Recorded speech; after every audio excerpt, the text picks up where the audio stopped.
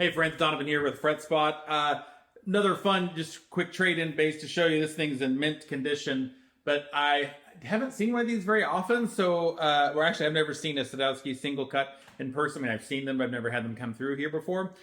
So I thought, well, let's do a video to share this with you. Unfortunately, I don't have any of the specs.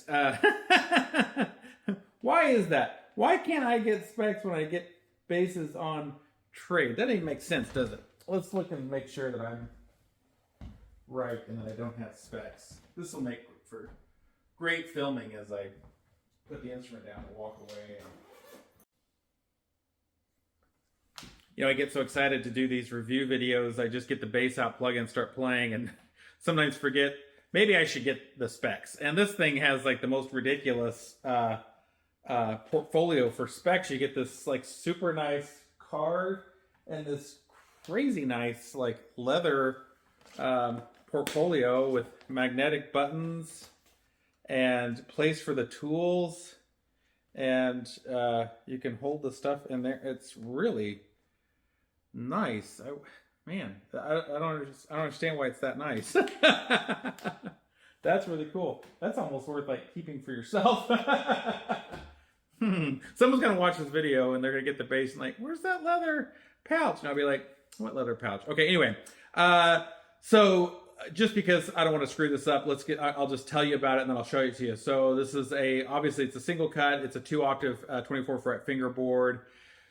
The model number, this is a terrible model number. SMB 24SC5 68 ALD FR. So this has a crazy roasted maple neck, which I'm going to show you in a minute. You might be able to see it on the headstock behind me, but it's one of the most wild roasted necks I've ever seen. It's a flame roasted neck.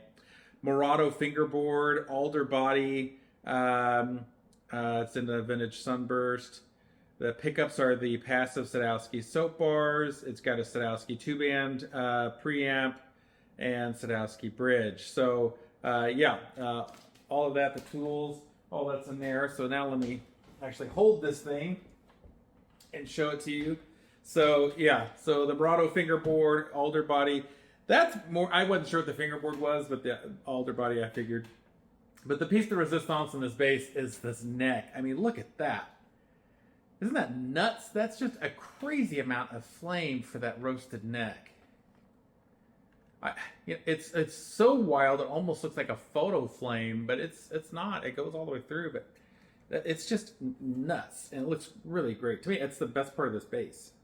So, yeah, a super lightweight too, under 8 pounds. So a 5-string Singlecut that has under 8 pounds. Yeah, I don't even know how that's possible. So that it sounds good. I'm noodling around just for a minute here. I'll just do a quick playing video for you to hear it as well. The 2-amp preamp Sadowsky pickups, it's that kind of classic Sadowsky sound. It's a good sound. I don't love their preamp. I don't know, man. I'm, selling these basses. I don't want to disparage anybody, and I'm not disparaging anybody. I mean, Sadowsky's, their claim to recording history and stuff will far surpass anything that I could ever even fathom. But I'm just not a huge fan of this preamp. The pluses to it, it does sound good. One of the things I like about Sadowsky preamps, like regardless of what you're plugging into, you're going to be able to get a good sound out of the bass, which is nice. It's very powerful, but I think that's also what I don't like about it. The EQ controls are just really sensitive. If you're not careful, you can easily get into a sound that's really unusable. So I'd like, as crazy it is, I'd like an EQ that's a little less powerful. Maybe it's just because I'm just kind of sloppy when I play or whatever. But you're playing some bar gig somewhere, or you're playing at church, or you're playing in the studio, and you want to adjust the control quickly because you want to give yourself a little more bass or something, but you just twisted it a 1/4 inch too far, and now it's boomy. And I'd like something with a little bit narrower range, a little bit narrower range, so I've got more, small gradations between the twists.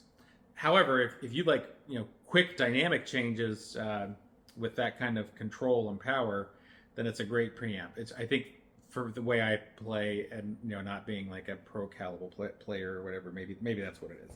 Anyway, I shouldn't say anything negative about it. I don't mean to be that way, but I also don't want to be like the type of like person who reviews it and like everything's great, even if you have some things you don't like. So whatever, let's move on.